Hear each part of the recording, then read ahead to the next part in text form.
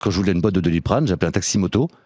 Donc c'est 90 € pour y aller, 2 € et Doliprane, 90 € pour revenir, et il me facturait 182 € la boîte de Doliprane. Comment ça va aujourd'hui ? Est-ce que vous êtes sorti de tout ça ? Ah, c'est gentil, ça va super bien. Je suis en voie de guérison, on va dire.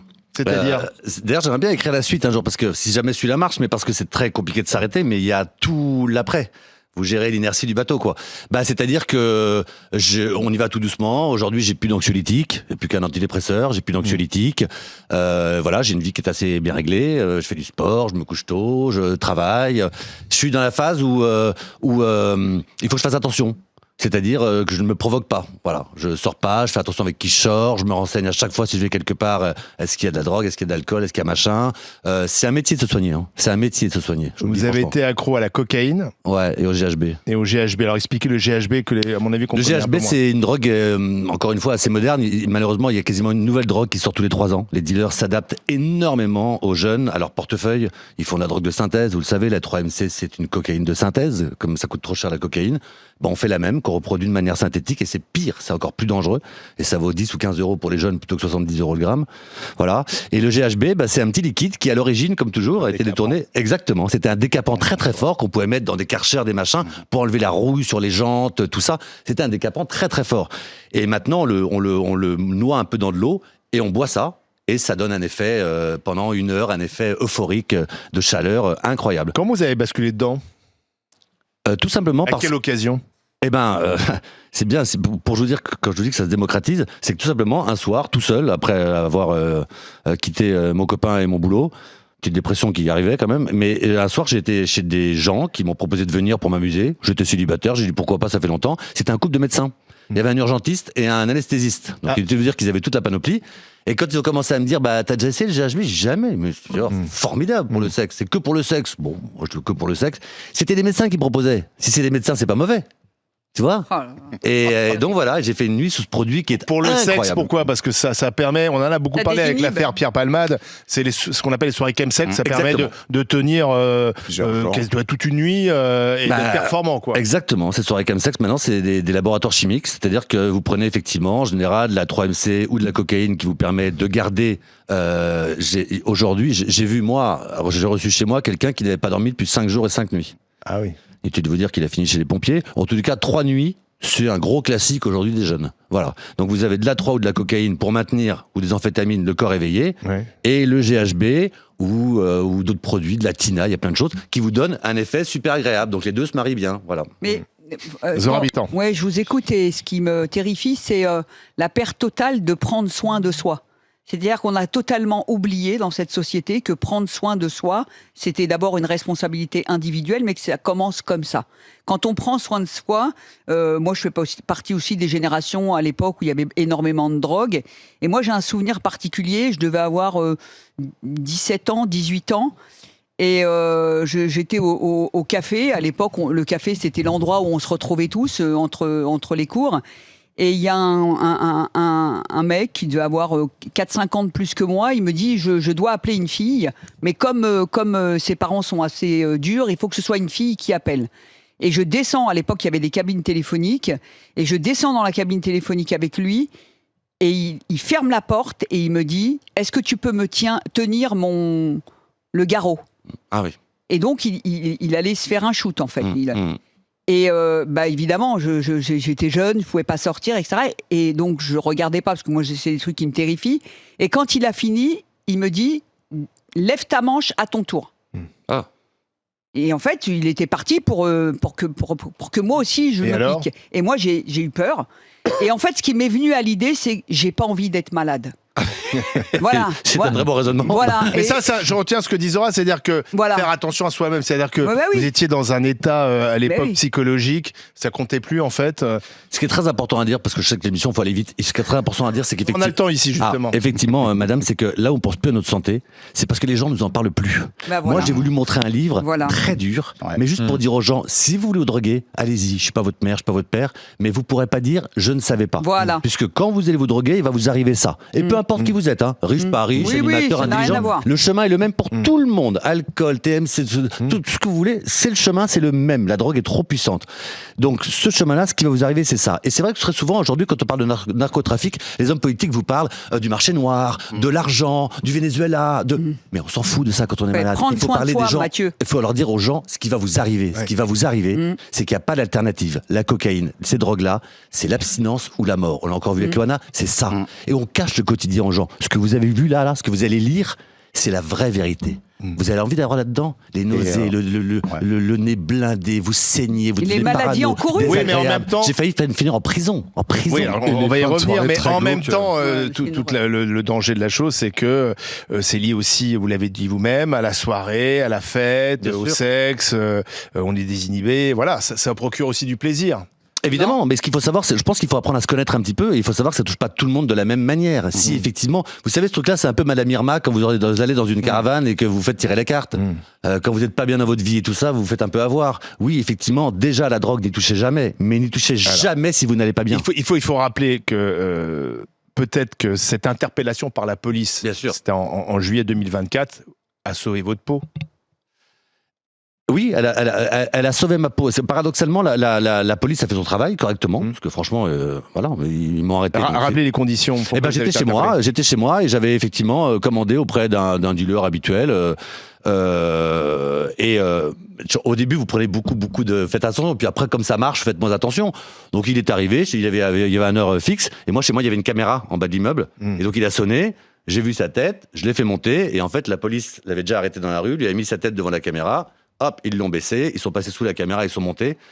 Et là, j'ai ouvert ma porte en attendant qu'ils montent. Et là, j'ai entendu, je ne vais pas vous dire, mais je pensais à ma grand-mère pendant la guerre. Elle me disait, j'entendais des bottes d'Allemands qui montent. Et là, j'entendais des bottes et des gens qui parlaient. J'ai su tout de suite. Et là, ils sont arrivés à 7-8, bim, plaqués au sol, garde à vue, menottes, voilà. Et ensuite, vous avez été en cure des intoxications. De mon fait, c'est là où la justice est moyenne. Parce que la justice, quand vous faites, vous êtes en prison et que vous prenez 2 grammes ou 3 grammes de cocaïne par jour depuis 2 ans, vous êtes complètement accro, vous êtes malade. Oui. Et là, ils vous mettent en prison 24 heures, vous êtes tremblant dans un truc parce que vous n'avez pas de drogue. Et quand vous sortez, ils vous disent, non, ils vous donnent un PV de 500 €, et ils vous disent, je te préviens, pas intérêt à te choper. La deuxième fois, on sera moins clément. Et imbécile. Quand je suis sorti, la première chose que j'ai faite 2 heures après, je pensais même pas à ma famille, la presse, c'était recommandé. Mais Mais le livre est très profond. Il y a beaucoup de mélancolie. C'est gentil. Et il est même écrit, je dirais, comme une histoire d'amour entre vous et la drogue qui a été votre amant. Oui. C'est cet amant qui vous a dragué au travers de 4 phrases que vous détestez. La drogue, c'est répétitif. J'arrête quand je veux. Vas-y, prends-en, ça ira mieux. Et plus personne ne veut de toi sauf moi. Et vous parlez comme d'une personne qui a été victime d'une violence coercitive, puisque ça vous a détruit votre vie sociale. Et j'ai 2 questions rapidement. Vous êtes en rémission. Êtes-vous toujours un petit peu amoureux de cet amant? Et 2, on dit que quand on arrête une addiction, il faut le remplacer par quelque chose. Par quoi remplacez-vous cette addiction que vous avez eue?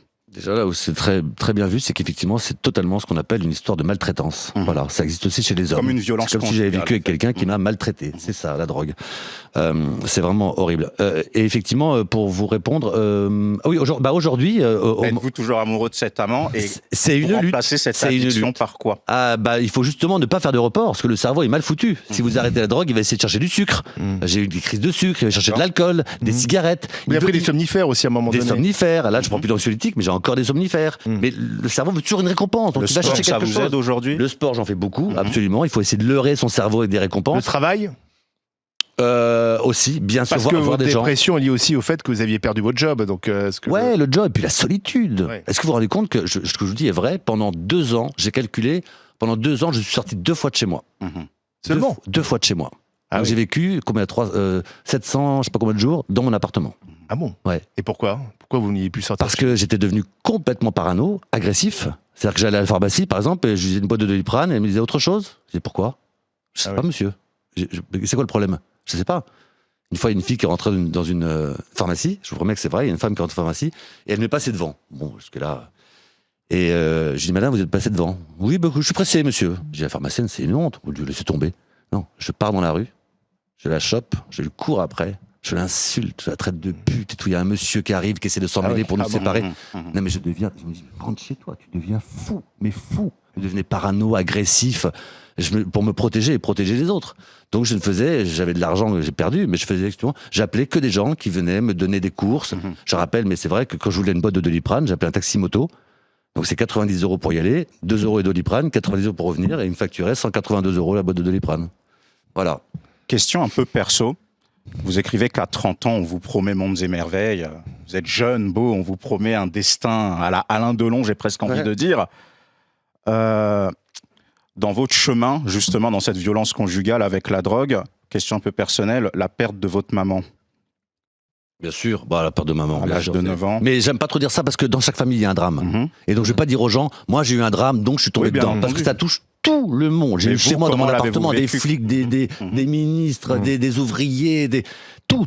Et ça touche de plus en plus les communautés modestes. Pourquoi je pose la question? Parce que vous écrivez en amont, et pour moi c'est ça le premier terreau, vous n'êtes pas heureux, mais tant que vous n'êtes pas malheureux, ça va. Ouais, et vous avez. C'est déjà ça le premier. Il paraît que c'est ça la définition du bonheur. C'est que par la négativité. C'est-à-dire qu'en fait, le bonheur ne se définit pas, mais si tu n'es pas malheureux, par définition, tu es heureux. Je sais pas, mais ce que je sais aussi, c'est que j'aime bien cette phrase elle m'est venue une nuit dans le lit, mais les gens me disent souvent bravo, c'est très fort, très courageux d'arrêter la drogue. Non, ce qui est très courageux, c'est de ne pas commencer.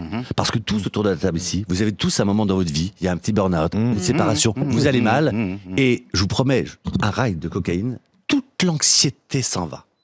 Mais toujours pareil, les remèdes miracles, par définition, vous les payez un jour. Si c'est facile, ça se paye un jour. C'est pour ça que ça marche. Et moi, les gens qui osent dire, je vais pas bien, mais je prends pas d'Exomil, pas de machin, pas de médicaments et je me bats, bravo. Parce que moi, j'ai été comme toujours à fond dans la facilité. Antoine Diers. On arrive exactement au point que je voulais évoquer avec vous, c'est que c'est le sous-titre de votre livre, il a suffi d'une fois. C'est-à-dire que de manière très claire, vous battez en brèche l'espèce de tendance du moment qui dit une fois de temps en temps, etc. Non, vous dites de manière très clair que si on met le doigt dans l'engrenage, on est avalé tout entier, et le livre est assez brutal, même sur votre propre état, les fins de soirée très glauques. Je veux dire, ce qui me choque énormément. Ce qui me choque énormément, c'est qu'on est dirigé par un pays de personnes qui ne connaissent rien. C'est-à-dire que ces gens-là nous parlent de travail, ils sortent, moi j'ai parlé de Gabriel Attal, il sort de l'école, il a calculé tous ses ratios, mais il n'a jamais travaillé de sa vie. C'est pas ce que c'est de faire un emprunt, de payer des salaires à la fin, d'avoir la trésorerie ou pas, d'être en stress, tout ça ils savent pas. La drogue, ils savent pas de quoi ils parlent. J'ai entendu le jour Macron dire, on va peut-être pousser l'amende de 500 à 800. Enfin, renseigne-toi mon chéri, j'ai pris 820 € pour ma première fois. C'est déjà 800 €. Mais de quoi il parle? Et quand on parle de drogue, là c'est pareil. C'est quoi de question, pardon? C'est la façon dont une seule fois suffit pour être complètement. Oui, pardon, c'est ça. Voilà. C'est qu'on parle mal de la drogue aussi. Ce n'est plus les mêmes drogues qu'avant. Aujourd'hui, on est le premier pays importateur et consommateur. Pourquoi? Mais parce qu'effectivement, la drogue n'est plus la même. Moi, quand je prenais de la drogue un petit peu parfois il y a 20 ans, elle était coupée avec plein de produits, elle était pure à 50-52%. Les drogues qu'on vous livre la maintenant, cocaïne aujourd'hui, elle est différente. Elle est complètement différente. Aujourd'hui, comme elle est beaucoup moins chère à produire, beaucoup moins chère à importer et beaucoup moins chère. Il y a 20 ans, c'était 120 € un gramme. Maintenant, c'est 70. Quand vous êtes un habitué comme moi, c'était à 55, j'achetais en gros 55 € le gramme. Et 10 à 15 € un gramme de 3MC pour les mots. Mais Mathieu, regardez pour les jeunes, vous disiez que la classe politique ne maîtrisait absolument pas d'abord le sujet, mais regardez pardon, pour finir, c'est que du coup, comme elle est pure maintenant à 90%, avant il vous fallait peut-être un an pour être. Maintenant, si vous en prenez tous les jours, au bout de 6 mois, c'est terminé. Terminé. Vous avez grillé le cerveau. Elle est hyper pure. Et la question, c'est aujourd'hui. Il a suffi d'une fois. Et pour éviter que ces jeunes, ou en tout cas que les gens tombent sur la première fois, la prévention, c'est quoi? De protéger vos enfants. Voilà. Ne comptez pas sur l'État. Voilà, déjà. Et puis la prévention de l'État, c'est quoi? C'est prendre soin de ça et transmettre le rapport au corps. C'est-à-dire que si je commence une première fois, voilà ce qui m'arrive. La prévention de l'État, je veux dire quelque chose. Il y en a pas. Quand je vois que l'État, je ne sais pas si vous êtes pour, mais quand je vois qu'il y a un débat autour de la dépénalisation du cannabis. Ah bah tiens Mathieu, on va y revenir parce que c'est un débat à mon avis qui va être lancé notamment lors de la prochaine présidentielle parce que ça revient régulièrement, mais peut-être qu'il est temps de trancher. Est-ce qu'il faut ou non dépénaliser le cannabis puisqu'on n'arrive pas à lutter contre le trafic?